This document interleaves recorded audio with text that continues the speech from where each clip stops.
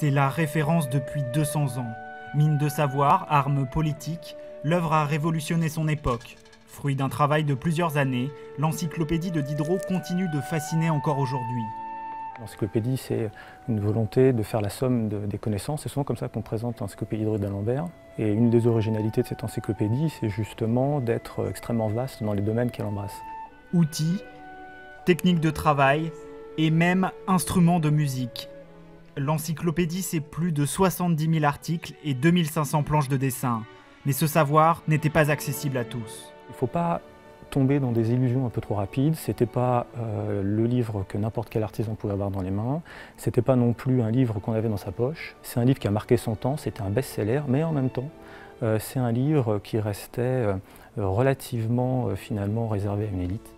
Pour acquérir l'encyclopédie, un artisan devait en effet y consacrer une année de salaire. Mais ce prix très élevé n'a pas empêché l'encyclopédie d'être largement diffusée. L'encyclopédie en fait a eu un impact beaucoup plus grand que le nombre de gens qui la possédaient. Elle s'est diffusée, elle a été piratée.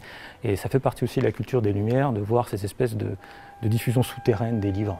Aux côtés de l'œuvre de Diderot, la Cyclopédia de Chambers, publiée 23 ans auparavant et en 2 volumes.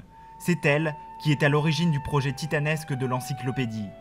2 des œuvres les plus marquantes du XVIIIe siècle, conservées à la bibliothèque de l'Assemblée nationale.